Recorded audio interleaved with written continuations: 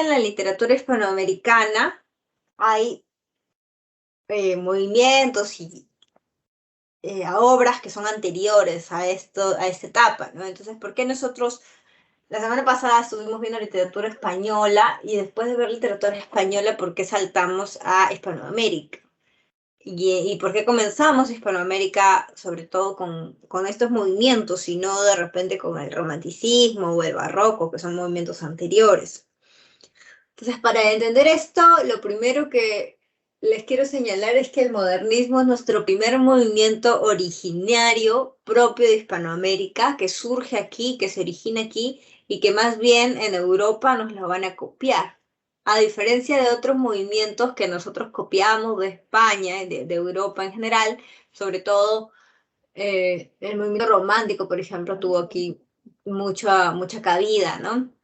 Pero era una copia, un calco de lo que se hacía en España. Entonces, tenemos que considerar ello para hablar de literatura hispanoamericana. Nosotros comenzamos con el modernismo, vamos a ver la obra de Rubén Darío, Azul, y continuamos con el regionalismo, que incluye a Rómulo Gallegos con la novela Doña Bárbara. Primero, el modernismo hispanoamericano, entonces. El modernismo surge en un contexto histórico muy particular, que es finales del siglo XIX. En ese momento, algo está cambiando de manera muy notoria en Hispanoamérica, y es este quiebre que hay entre los siglos anteriores, que eran los siglos de la colonia, de haber sido dominados por España, en que hay una fuerte influencia de esa tradición y de esa cultura, porque al fin y al cabo estábamos sometidos política y económicamente a España. Entonces hay una influencia también cultural, y por eso se habla de esta copia en gran medida de modelos coloniales, ¿no? Cuando hablamos de lo colonial, para nosotros es lo sometido al poder español, lo relativo al poder español. Sin embargo, sabemos que en el siglo XIX sucede la independencia de los países hispanoamericanos. Y en diferentes años, ¿no? Comienzan a liberarse del yugo español, de sometimiento hacia España, y al mismo tiempo comienza también a haber ya muestras de querer liberarse de la cultura, digamos, de la influencia cultural. A finales del siglo XIX, entonces, como vemos aquí, es que se da esta, digamos, independencia cultural, justamente con la aparición del modernismo. Y lo que sucede es que Hispanoamérica se está modernizando y está siendo pues mucho más influenciada por otras culturas también, por el impacto también de que hay una mayor globalización, comienza a haber escritores más cosmopolitas que viajan a otros lugares, que conocen otros idiomas como el francés. Y en Hispanoamérica, además de buena parte de la población, está muy interesada pues, por estas otras corrientes culturales. Entonces tiene que ver con este proceso de modernización. Al mismo tiempo, con mucha más fuerza, pues se da el imperialismo capitalista y el poder de Estados Unidos, ¿no? Se manifiesta el poder de la potencia mundial. Eso también cambia un poco, digamos, el modo de ver las cosas, porque hay mucho más énfasis en esta visión mercantil y materialista de las cosas. Pues cuando te dicen aquí que la obra de arte se transforma en mercancía, significa que en gran medida las obras, sean pinturas, poemas, canciones, se consideran valiosas en tanto tengan cierto valor monetario, en tanto se puedan vender y comprar. De lo contrario, si nadie valora el arte monetariamente, no se suelen apreciar a los artistas. Entonces hay mucho de esta concepción de que el arte pues no sirve para mucho o que no da muchas ganancias y por lo tanto pues no es muy funcional, ¿no? Que es una visión obviamente muy capitalista, muy materialista de las cosas, pero que se va a difundir mucho en este momento, finales del siglo XIX y comienzos del siglo XX. De ahí pues surge también esta idea que ahora tal vez es muy usual escucharla de que si te dedicas al arte te vas a morir de hambre, ¿no? Si te dedicas al arte no vas a tener con qué vivir, con qué sostenerte.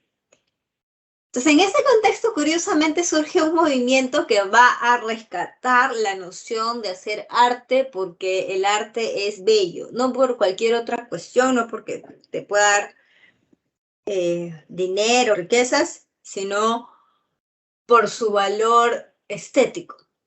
El modernismo hispanoamericano tiene una serie de características que ahora vamos a ver, pero una de las principales es esa búsqueda de la belleza.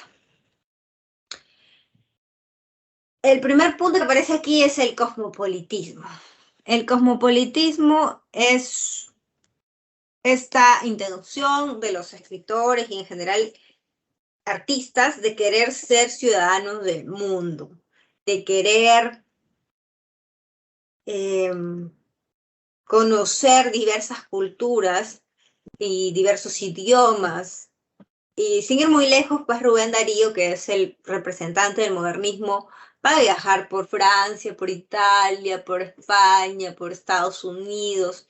Entonces ahí está esta gran curiosidad pues por conocer diferentes lugares, ¿no? Sobre todo culturalmente. En ese sentido, las influencias que te decía dejan de ser españolas, se transforman mucho más en francesas y se da el sincretismo o la síntesis de varias corrientes de la literatura francesa. Entonces, por ejemplo, tenemos que toman como referente a los parnasianos.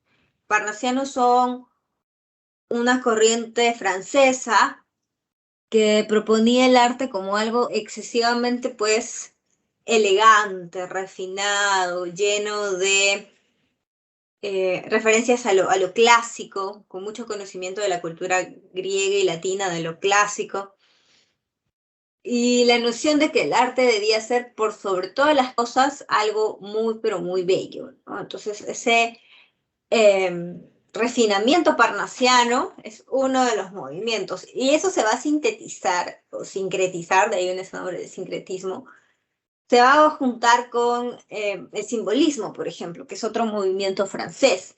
En poesía los simbolistas proponían que el poema debe ser música, el poema debe ser como una partitura musical, decía. Entonces, nuevamente se pone de relieve la dimensión estética, en este caso rítmica, de la poesía.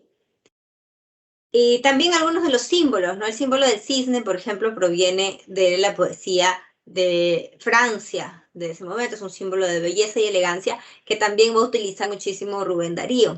Entonces, se asimilan aportes y movimientos modernos, sobre todo franceses, en la poesía. Y luego tenemos que curiosamente, mientras al mismo tiempo están muy interesados por otras culturas y revaloran poesía, por ejemplo, francesa, también exaltan fuertemente el sentimiento de ser hispanoamericanos. Entonces no se va a dejar de lado la noción de que importa mucho defender la identidad propia, sobre todo frente a las amenazas de invasión del imperialismo norteamericano.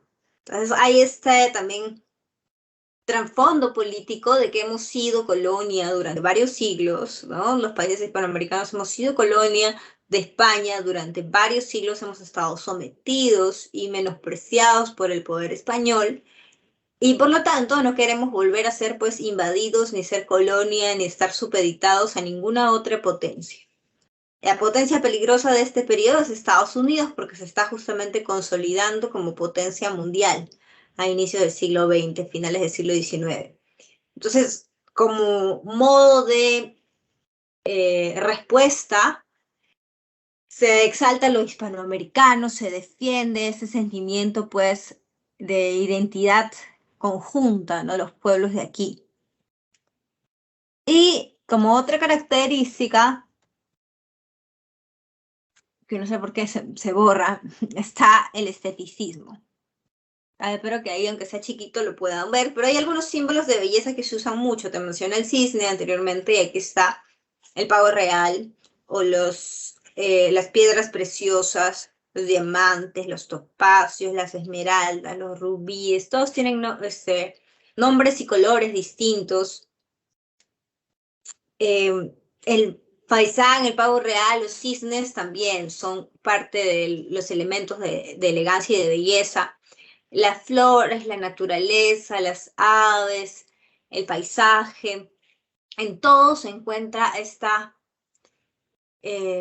belleza y refinamiento y elegancia. Se le otorga elegancia a todo lo que se describe en las obras modernistas. El contexto de USA, bueno, en realidad Estados Unidos antes de los años 20, o claro, los años 20, comienzo del siglo XX, es una época en que hay la crisis, ¿no? Pero antes de ello ya se había consolidado como potencia. De hecho, eh, lo que sucede es que justamente los que antes tenían gran poder, como era España, por ejemplo, iba perdiendo sus colonias, ¿no es cierto? Había perdido México, como sabemos también Perú, y justo a finales del siglo XIX pierde las últimas colonias que tenía en, en las Filipinas, por ejemplo, ¿no? Y justamente esos lugares se van a volver muy activos en el comercio y en el interés de Estados Unidos, ¿no? Las ex colonias españolas, Hispanoamérica, acá, ¿no? Donde hay tantas riquezas naturales, minerales, y las últimas colonias que creo que habían sido, pues, Filipinas, Cuba, ¿no? Que los europeos las pierden, justamente la pierden en la guerra que hay entre España y Estados Unidos. El contexto tiene que ver con justamente la caída de los imperios europeos y el comienzo del imperialismo estadounidense, que pese a las crisis y demás, Estados Unidos se va a consolidar, ¿no? Y hasta ahora, pese a que ahora ya está tambaleando más, sigue siendo una potencia mundial. Entonces, justamente, pues en los últimos años del siglo XIX y comienzo del siglo XX, se dan estas guerras en las que Estados Unidos le quita el poder, o lo poco que le quedaba de poder, a España y a Europa, y se consolida como potencia. Eso en cuanto a lo histórico, ¿no? Pero les hablaba del principal característica, o por lo menos la principal evidente característica que se va a notar en los poemas, va a ser esta presencia de el esteticismo, que tiene que ver mucho con la exaltación de la belleza en todo lo que describen, en todo lo que les rodea. Los modernistas encuentran belleza y dotan de mucha belleza a lo que colocan. Por ejemplo, si van a hablar de un cuarto, describen sus tapices hermosos o algún paisaje que se pueda ver por la ventana, alguna pieza exótica también, esa es otra de las características importantes. Hay exotismo, si es que hay algo traído de la China, del Japón, o si es que se describe pues la vida en Asia, ¿no? Los palacios y las costumbres de los reyes asiáticos. También va a describir culturas muy distantes en el tiempo, muy pasadas, como por ejemplo los griegos, los, los latinos. Entonces, esta es otra característica importante, el marcado interés o la atracción que hay por lugares muy alejados de nosotros. ya sea en el tiempo o en el espacio. Ese es básicamente el exotismo, ¿no? Esta atracción, esto que es atrayente pero que al mismo tiempo es lejano en nuestro contexto. Entonces, en el tiempo se van, te decía, a la época griega, a la época latina, incluso un poco a la época medieval. Y en el espacio se van generalmente al Asia, ¿no? Los reyes del Japón, las princesas chinas, los hermosos artes orientales, se menciona. Entonces, esta fuga de la realidad es otra característica. El representante es Rubén Darío. Rubén Darío es un escritor que se vuelve emblemático, porque básicamente él es la cabeza y el soporte del movimiento. Con él inicia el movimiento, con él llega a la cumbre y con él termina también, cuando él publica sus últimos libros. Entonces hay esta noción de que es pues el gran representante y por lo tanto el gran renovador, porque no olvidemos que al fin y al cabo lo que hace el modernismo es hacer el primer movimiento originario de Hispanoamérica. Ya no copiamos, ya no tomamos nada más modelos de España, sino que intentamos hacer algo propio. ¿Y cómo se renueva esta poesía? ¿Cómo se renueva la lírica? Básicamente incorporando la belleza, incorporando la musicalidad y una serie de características que habíamos mencionado que tienen que ver también con el sincretismo de la influencia de otros movimientos, ¿no? Aquí te mencionan los franceses, eso también nos habla de una curiosidad por conocer otras culturas. Para leer poesía francesa tienes que conocer el francés, para leerla en el idioma, ¿no? Él incluso viaja a París, entonces tiene crónicas, ¿no? Es un hombre cosmopolita y muy curioso del mundo y las culturas que hay y del arte.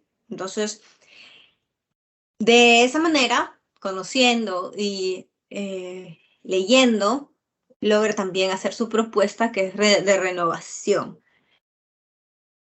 Algo que incorpora, por ejemplo, en su primer libro, que es Azul, el primer libro, mejor dicho, que del movimiento modernista, que se considera como el iniciador del movimiento, el libro azul. Algo que incorpora es la mezcla de poemas y cuentos. En un solo libro encuentras tanto los cuentos como la poesía, lo cual no es usual, incluso hasta ahora se suele separar, ¿no? Porque uno es género épico, el otro es el género lírico. Pero Darío los coloca en un solo conjunto porque para él forman parte de una misma estética, que es justamente el modernismo. Esta estética de querer contar y escribir las cosas con belleza. O sea, Azul, incluso desde el título, es un ejemplo de esteticismo o de cómo concibe el esteticismo Rubén Darío, porque él explica cuando le preguntan por qué azul, ¿no? Él explica que el azul es el color más bello porque es el color oceánico y firmamental. Es el color del océano, del mar y el color del firmamento, del cielo. Y dice que esconde pues muchas cosas el azul, porque el azul del cielo puede ser de muchas tonalidades en diferentes momentos del día. Y lo mismo el azul del mar. Entonces es un color, para él, pues el color más hermoso, que encierra la belleza y la multiplicidad de significados. Esa es una muestra de cómo es la obra de Rubén Darío, cargada de color, de texturas, de formas y de elementos que él considera bellos. Entonces vamos a ver la poesía primero. Eh, para ver además un contraste, porque entre sus poemas y cuentos, si bien todos son dentro de la estética modernista,